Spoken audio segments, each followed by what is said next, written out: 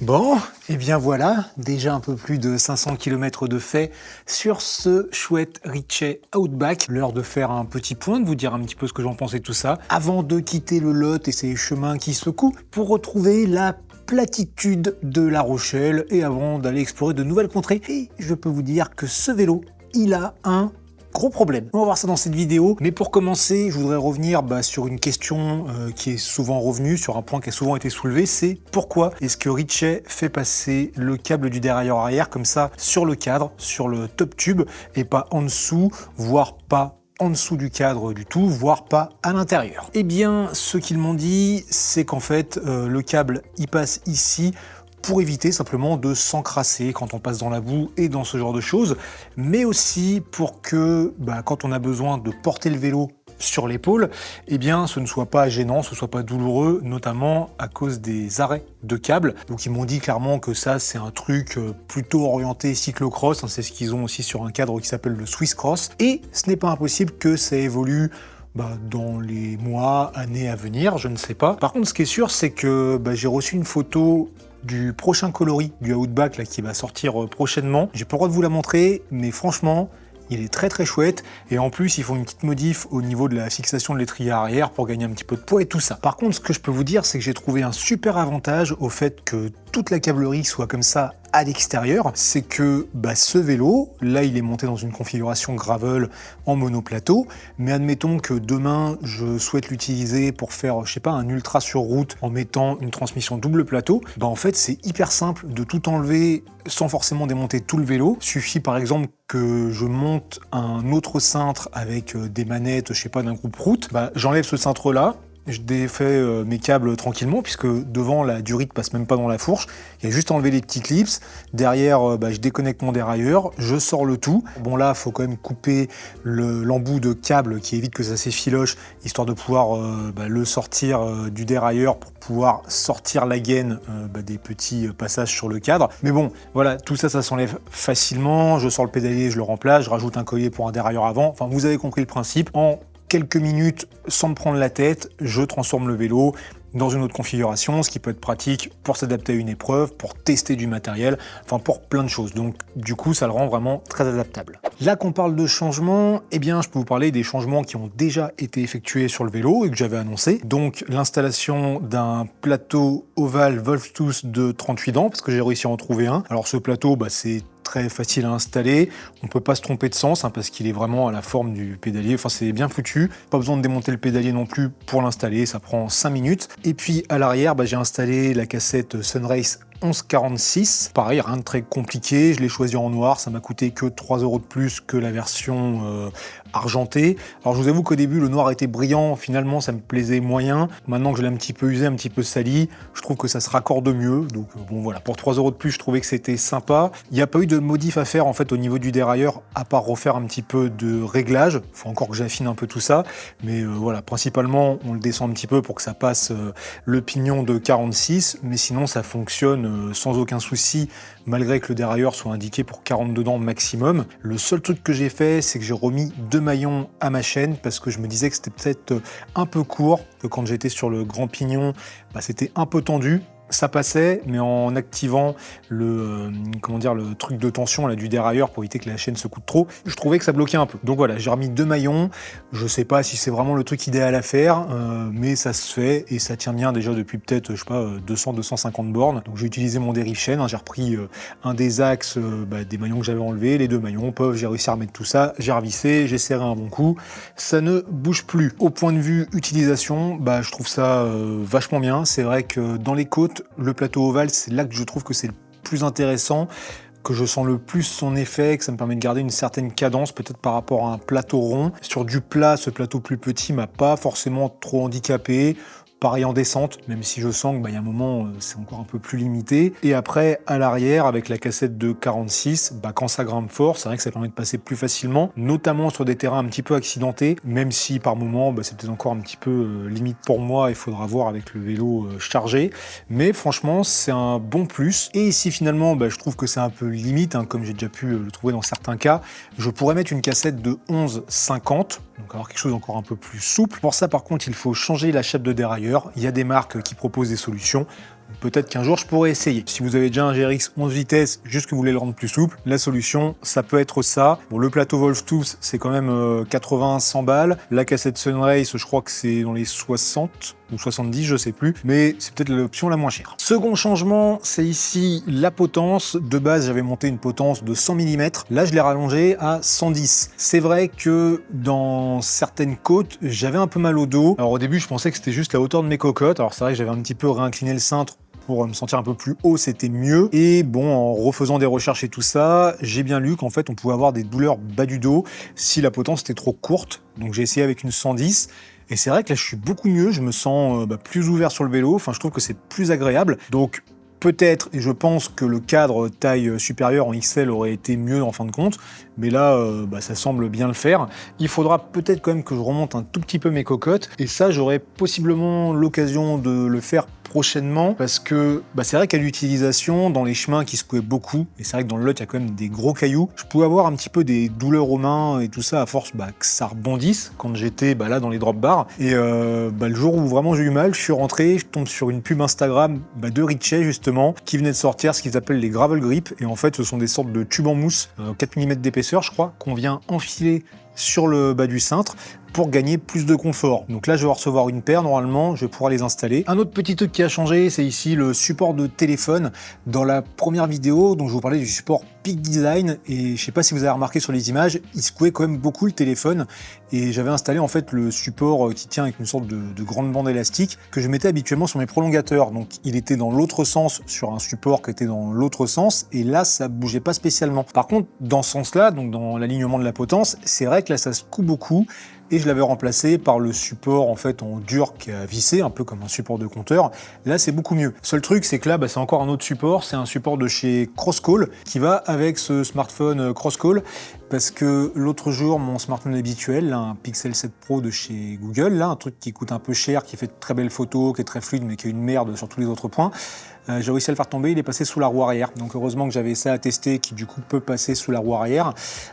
Par contre en photo c'est une merde, bon le reste c'est sympa, et le support de téléphone il est pas super pratique. Mais voilà, je vais tester un peu plus ce smartphone.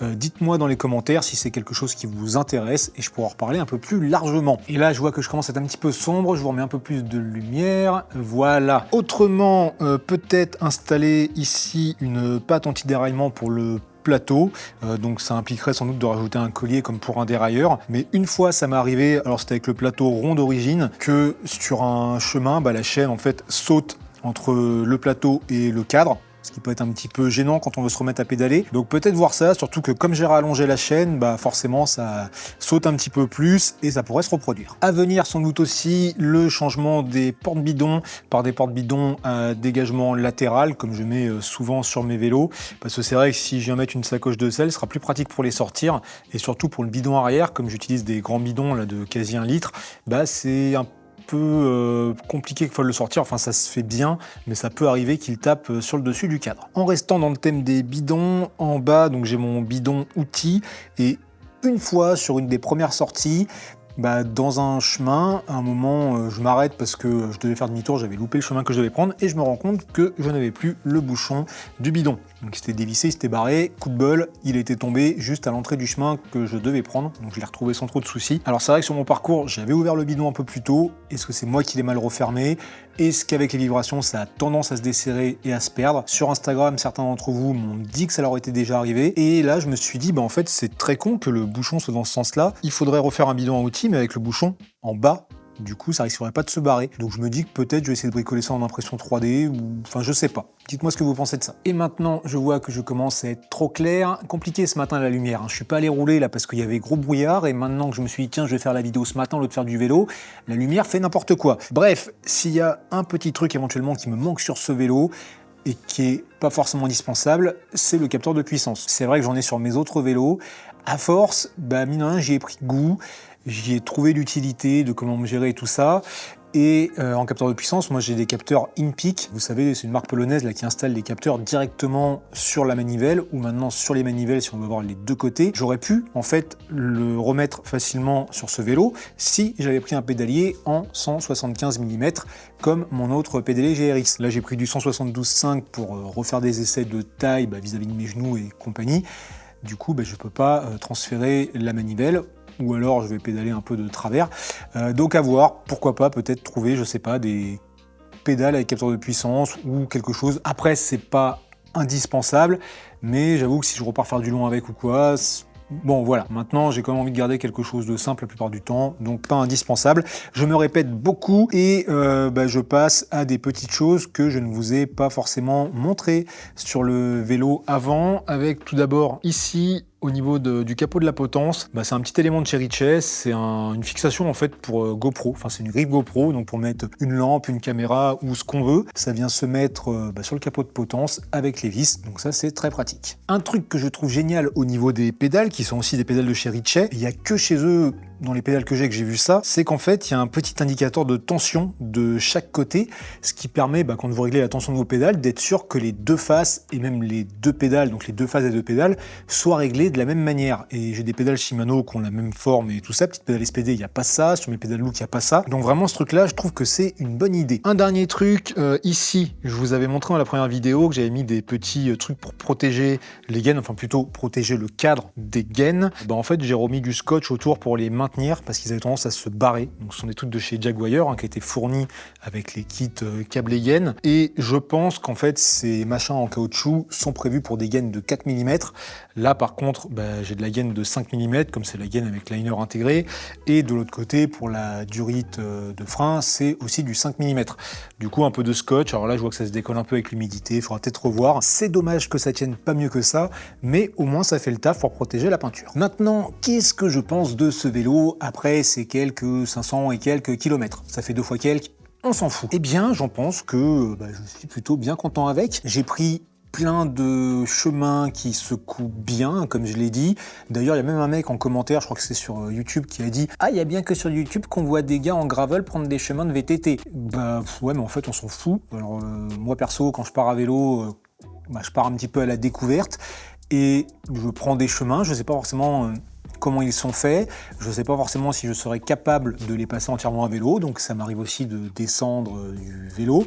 Et puis après tout, c'est ça le plaisir du truc, quoi, c'est d'aller découvrir. On s'en fout un petit peu de c'est gravel, c'est pas gravel, c'est VTT, c'est pas VTT. Enfin voilà, vous pourrez me dire dans les commentaires ce que vous pensez de ça. Je pense que c'est un vaste débat. C'est comme il y a un gars dans une vidéo qui m'a dit ah, ton truc c'est pas esprit gravel. Qu'est-ce qu'on s'en fout des trucs esprit gravel? C'est comme l'esprit trail pour la course à pied. Oui, je suis en mode coup de gueule, là, c'est parti. Les machins esprit, pour moi, c'est un petit peu sectaire, c'est un petit peu limitant. J'ai envie de dire, on se fait plaisir à faire du vélo, que ce soit de la route, du gravel, du VTT, du fixie, du j'en sais pas quoi, ce qu'on veut. Simplement, on prend nos vélos, on se fait plaisir avec. Qu'est-ce qu'on s'en fout du nom que ça a derrière? Ça, c'est un vélo type gravel, parce qu'ils ont appelé ça un type gravel, donc on va dire que c'est un gravel. On fait ce qu'on veut avec. Si j'ai envie de faire une sortie 100% route, je fais une sortie 100% route. Bref, je m'égare, j'en reviens à mon avis sur ce vélo. Donc, dans les chemins, voilà, j'ai pris beaucoup de plaisir. Sur la route, ça fonctionne très bien aussi, même si les pneus, c'est peut-être pas les mieux pour aller sur le bitume. Ça roule, mais ça accroche un peu quand même si ça fonctionne bien. Dans les chemins, par contre, je les trouve vraiment agréables. Mais une fois que j'ai eu réglé la pression, au début, je trouvais que c'était un peu raide, comme ça rebondissait pas mal. Il m'a fallu un petit temps pour trouver la bonne pression, descendre surtout beaucoup la pression. Et là, j'ai noté 2 trucs que j'avais trouvé. En fait, ce sont des calculateurs que vous avez en ligne. Il y a Silca et SRAM qui font ça. Je vous mets les liens en description. Vous rentrez votre pratique, je crois, la taille des roues, la taille des pneus, votre poids, et ça vous donne la pression adaptée. Alors les deux ne faisaient pas exactement la même valeur, mais je me suis basé là-dessus et je crois qu'à l'avant j'ai un peu moins de 2,5 et à l'arrière un peu plus que 2,5. Et là ça fonctionne bien, c'est devenu vachement plus confort et je prends vraiment beaucoup de plaisir avec ce vélo et beaucoup de plaisir à revenir un peu à ce que j'aimais dans le vélo à la base, c'est-à-dire partir, rouler, découvrir, m'arrêter, pas toujours forcer comme un con. Vraiment, voilà, je suis dans des chemins qui sont cool. Après, c'est vrai que là, être dans le Lot, c'est la région aussi qui fait ça. C'est très agréable de rouler par ici. Il y a de beaux chemins, de belles pistes, tout ce qu'on veut. Ça n'empêche pas que j'aime bien toujours parfois rouler un peu comme un débile, surtout sur route. Mais vraiment, beaucoup de plaisir avec ce vélo. Là, je vous ai parlé des pneus, mais je peux aussi vous parler des roues. Donc, ce sont des roues en alu. Ces derniers temps, j'étais beaucoup habitué aux roues en carbone. Est-ce que là, j'ai trouvé vraiment une différence? Comme ça, je pourrais pas vous dire. Franchement, ça roule très très bien. Voilà, je suis confiant sur le truc. Je pourrais pas vous dire ça avec du carbone, ça serait mieux. Faut que je fasse l'essai, je ferai l'essai. Mais voilà, une bonne paire de roues alu, plus celles-ci sont pas trop lourdes. Est-ce que vraiment c'est handicapant? Je pense pas. Après tout, là, il y a 3 ans, Là, au moment où je tourne cette vidéo, il y a 3 ans, je finissais juste de faire de La Rochelle à Roscoff, quasi 700 bornes, il y a la vidéo qui est dispo sur la chaîne. J'avais des roues en alu. Est-ce que ça m'a empêché de le faire? Non. Donc voilà, le matos, ça le fait bien. Du côté des composants, alors déjà le cintre, le Venture Max, franchement, comme je l'ai dit dans la première vidéo, je le trouve super. Là, j'ai un peu plus de recul dessus. Bon, il y a juste, comme je l'ai dit, que dans certains chemins, au bout d'un moment, j'ai un peu mal aux mains, mais ça, je pense que c'est dû à l'épaisseur en fait de ruban. Et dans certains chemins que j'ai pris, je comprends pourquoi maintenant on fait des gravels avec des fourches suspendues, parce que bon, là, vraiment, c'est des trucs qui se couent bien. Mais vraiment, j'aime bien la forme, je trouve confort. Qu'on est confiant quand on est dans les drop bars là et tout. Vraiment, je le trouve agréable à utiliser. Et aussi au niveau de la selle, bon, pour moi, j'ai fait que des sorties, on va dire 50-60 km au plus. Mais là, je suis bien dessus. J'ai mis un petit peu de temps à tout régler. Mais c'est pas mal. Donc, à voir avec encore un peu plus de recul. On en arrive au plus gros problème de ce vélo. Parce que oui, il y en a un. J'en ai trouvé un sur tous ces kilomètres. Ce plus gros problème, eh bien, c'est le bonhomme qui est dessus, c'est moi. Et en fait, c'est le même problème pour tous mes vélos, c'est le même problème, je pense, pour beaucoup de vélos. Parce que, voilà, moi, je sais rouler longtemps, je sais faire à peu près du vélo et tout. Mais dès que c'est un peu trop technique, dès que c'est trop pentu, dès que c'est ci, dès que c'est ça, que ça se coud un peu beaucoup, je suis pas doué. Il y a même des fois, j'ai peur sur le vélo et tout. Donc, ça m'arrive de passer des trucs à pied que d'autres feraient très bien à vélo. Et peut-être aussi que je fais des trucs à vélo que d'autres feraient à pied. Enfin, peu importe. Mais voilà, faut que j'apprenne à piloter un peu mieux mon vélo, à avoir moins peur dans certaines situations et tout de suite, ça deviendra beaucoup mieux. Autrement, le vélo en lui-même, je l'ai trouvé très bien, confortable, stable. D'ailleurs, je pense qu'il est stable et tout ça parce que j'arrive là à peu près à faire du vélo sans les mains, alors que sinon c'est un truc que j'arrive pas du tout à faire, sauf avec mon Rock Rider Gravel Vintage là. Alors est-ce que c'est l'effet acier? Non, je pense pas. Je pense que c'est peut-être un cadre un peu plus long, plus stable, je sais pas. Voilà, il y a un truc avec celui-là, j'arrive à lâcher les mains pendant quelques temps, même à manger un truc, enfin voilà, autrement j'y arrive pas. Donc non, très content du vélo. Mais je voudrais terminer quand même par une petite réflexion que je me suis faite durant mes différentes sorties, notamment sur la matière d'un cadre. Donc celui-ci est en acier, on dit que l'acier c'est super confort, facile à réparer, qu'il y a plein d'avantages, comme il y a plein d'avantages pour le carbone, comme il y a plein d'avantages pour l'alu. Mais au final, quand on est sur son vélo, quand on est en train de rouler, est-ce que vraiment on a quelque chose à faire de la matière? J'ai envie de dire, si au final la matière est bien maîtrisée, que la conception du vélo est bien maîtrisée, il peut être fabriqué en carbone, en acier, en titane, en alu, en bois, en je ne sais quoi, en marc de café recyclé. Peut-être qu'un jour ça arrivera. Si c'est bien maîtrisé, au final, on se retrouve avec un bon vélo. Il pourrait même être en plastique, j'en sais rien. Enfin, je sais pas, vous pourrez me dire ce que vous pensez de ça, mais au final, je me dis, quelle que soit la matière, si c'est bien fait, c'est un bon vélo. Et pareil pour le look du vélo. Il y en a qui vont aimer un look un peu comme ça à l'ancienne, d'autres pas. Mais au final, quand on est sur un vélo, quel qu'il soit, si on est bien à son guidon, qu'on se balade, qu'on profite, on en a un petit peu rien à foutre de la matière dans laquelle il est et du style dans lequel il est. Le plus important, c'est de se faire plaisir et c'est de partir, quel que soit le matériel que nous avons. Je pense que je vais finir là-dessus. On peut en discuter bien sûr dans les commentaires. Comme d'hab, des petites vidéos à droite et à gauche. Et je vous dis à très bientôt.